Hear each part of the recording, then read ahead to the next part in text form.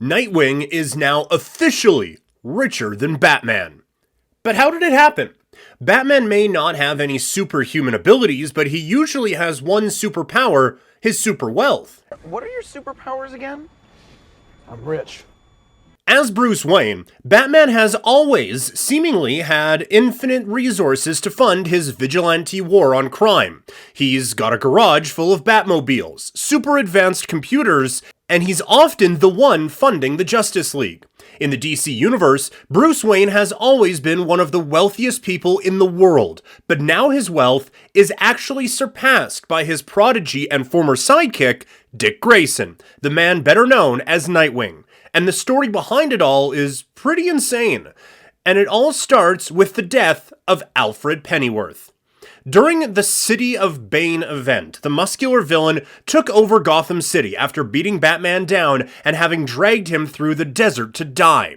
To keep the Bat's allies out of the city, Bane took faithful Alfred captive. He threatened to kill Alfred if any of Batman's allies attempted to stop him. When Bruce's son Damian snuck into the city, believing the other members of the Bat family were being cowardly, he found himself caught and knocked unconscious by one of Bane's lackeys.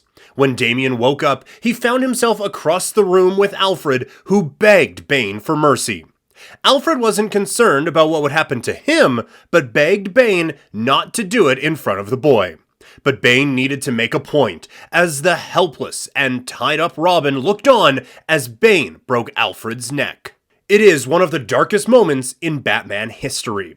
And while the death of Alfred continues to have ripple effects on the entire Bat family, it hurt none more than Nightwing. Batman soon returns to Gotham and defeats Bane, but was too late to rescue Alfred.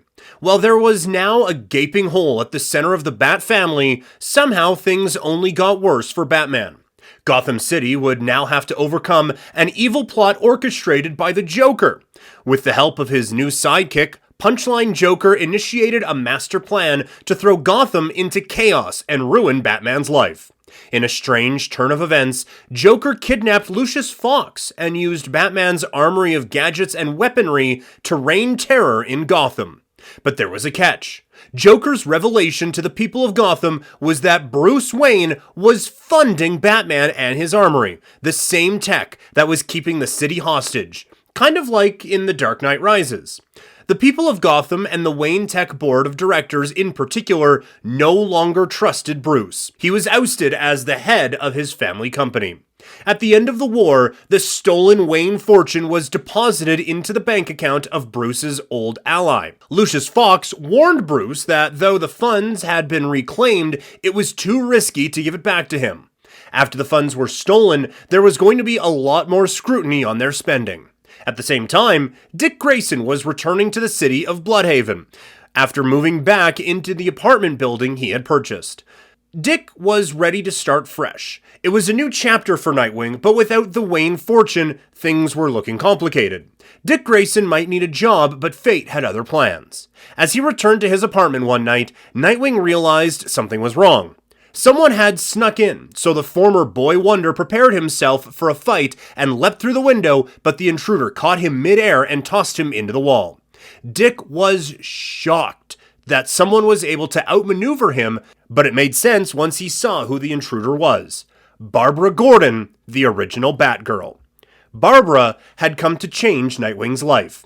You see, Dick had missed the reading of Alfred's will. Unbeknownst to anyone, Alfred had amassed a fortune of his own and was secretly a billionaire.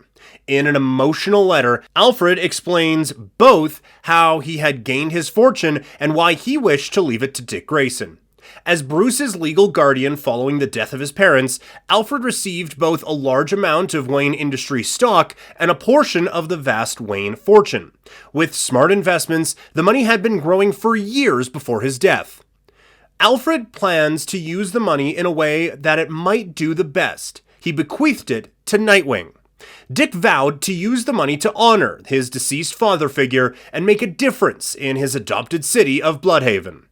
Batman, even after the loss of his company and most of his fortune, Bruce Wayne was still a rich man, but he was no longer a super billionaire with access to near infinite resources. However, with Alfred's money, Dick Grayson's wealth now surpasses Bruce Wayne's, but the former boy wonder had his own unique view about what to do with that money. Even though he had grown up for most of his life at Batman's side, he was still a circus boy at heart.